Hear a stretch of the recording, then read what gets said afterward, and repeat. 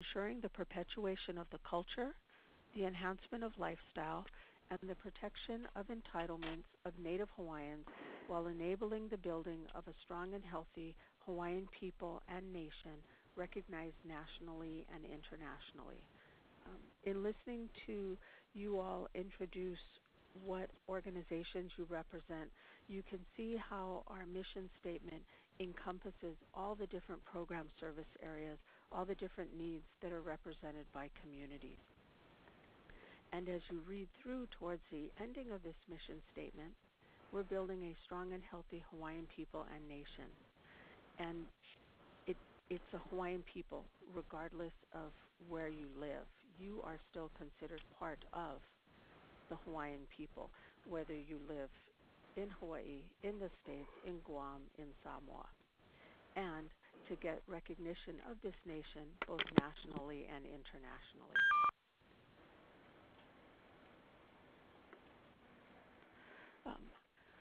So with this new strategic plan, we've got a new direction.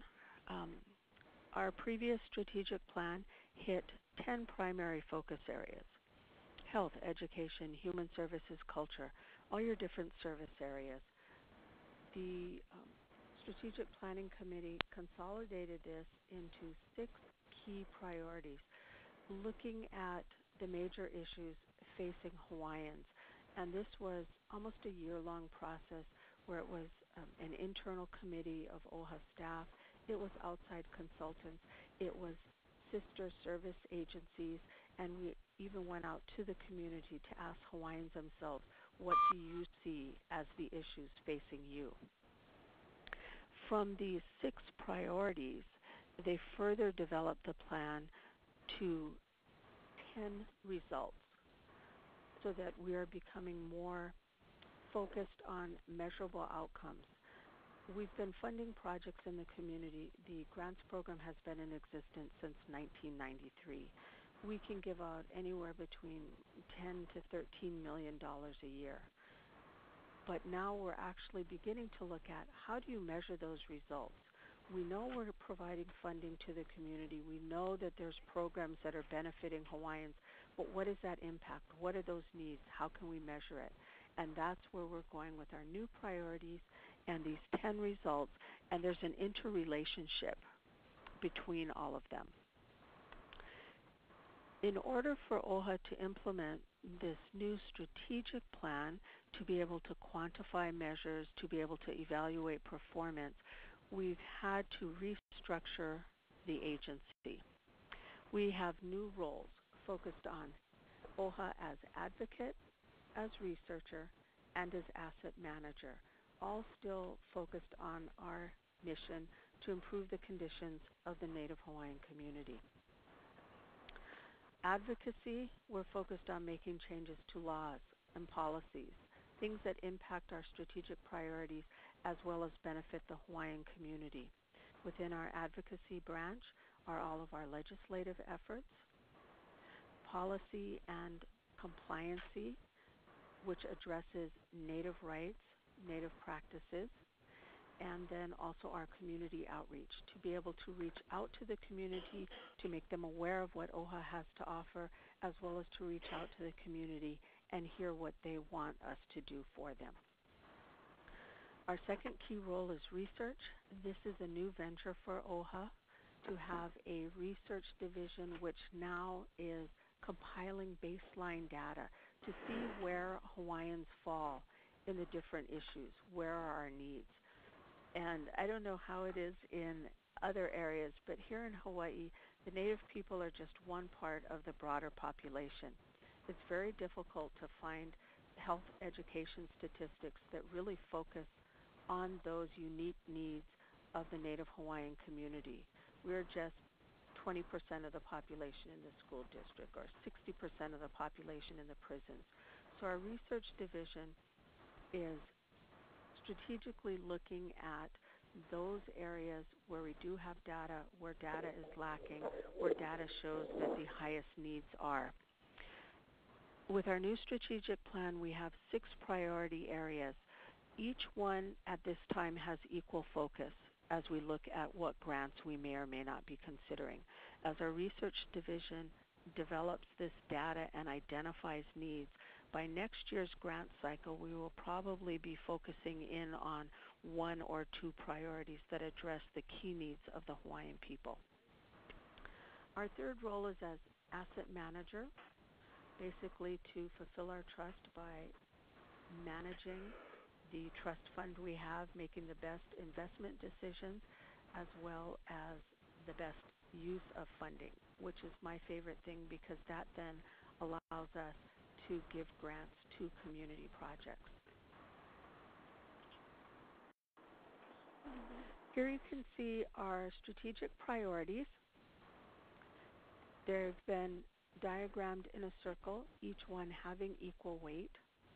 Economic self-sufficiency, land and water, which deals with all of our natural resources, culture, health, which incorporates human services, governance, which leads us towards nation building, and education, anywhere from birth to grave.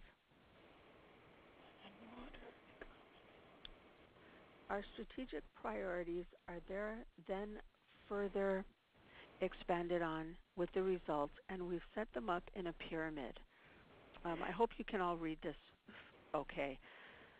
The inside triangles are our 6 priorities, and those 6 priorities then interconnect to the 10 results.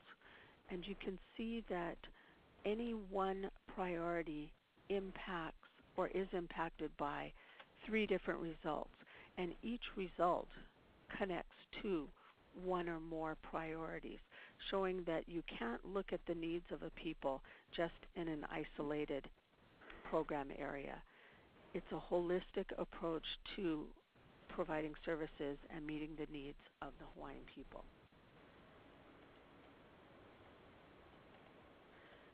Just to kind of break down each of these strategic priorities and the results.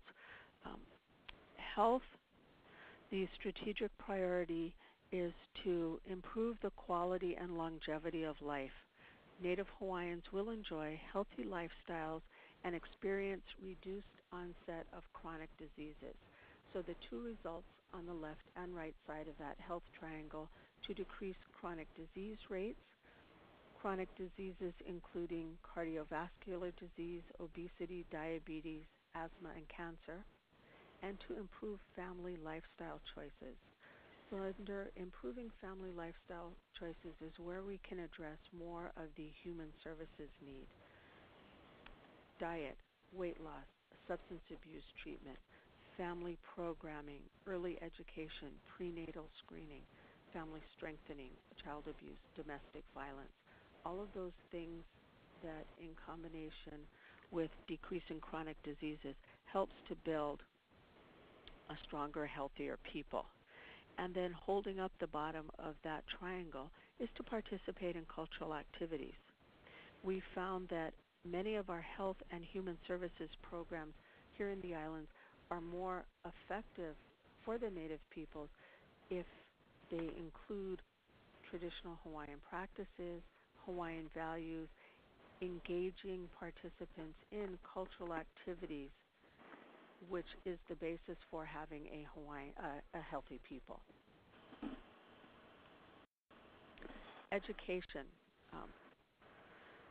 The education priority is to maximize choices of life and work. Native Hawaiians will gain knowledge and excel in educational opportunities at all levels. So the primary result coming out of the education priority will be exceeding education standards. And that ranges from elementary through middle and high school, and also encouraging more students to graduate from post-secondary institutions. Touching also on education is improving family lifestyle choices. Many of the programs that are out there that can help people build healthier lifestyles come from education. And then on the base of that education pyramid, achieve Pai-Aina sustainability. This is pretty much the PICO of our strategic plan and our strategic results. Achieve Pai'aina sustainability encourages people to create economic value, preserve cultural and natural resources and historic properties, and/or provide cultural and social opportunities for Native Hawaiians in a sustainable and balanced manner. Our culture priority encourages Hawaiians to strengthen identity, to preserve, practice, and perpetuate their culture. Interestingly, the way the Strategic Planning Committee came up with culture, the two results hit the yin and yang of culture. Participate in cultural activities as a result promotes Hawaiians themselves as participants and those who practice cultural activities, including language, and who interact with the Aina or the land for cultural, spiritual, religious, and subsistence purposes.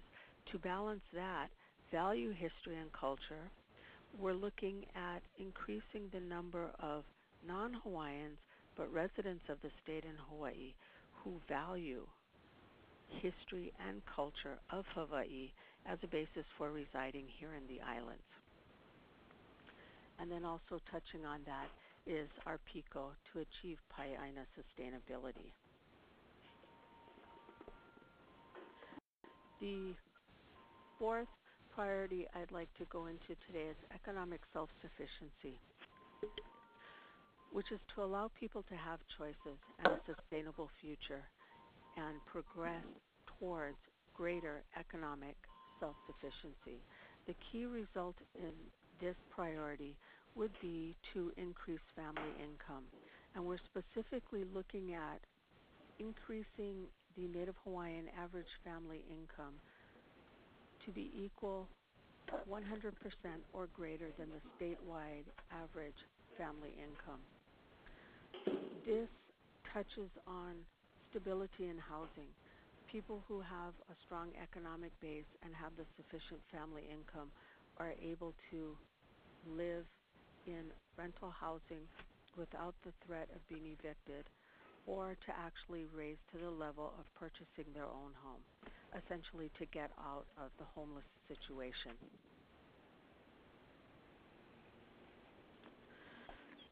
So those are our strategic priorities and results. These are what will drive any of the grant applicants we have for this current funding cycle. Any proposal, any project that comes to us will need to somehow address one of the priorities, one of the results, and align their specific activities of their projected project to our strategic priority and results. For the Office of Hawaiian Affairs Grants Program, 3 minimum criteria for eligibility to apply. The organization putting in the request must have IRS tax-exempt nonprofit status. At times we have had organizations come to us where they are a community-based group, not yet incorporated as a nonprofit entity. They will then partner with a fiscal sponsor, someone who can provide the legal and financial capacity for their organization. Nonprofit organizations must also be registered to operate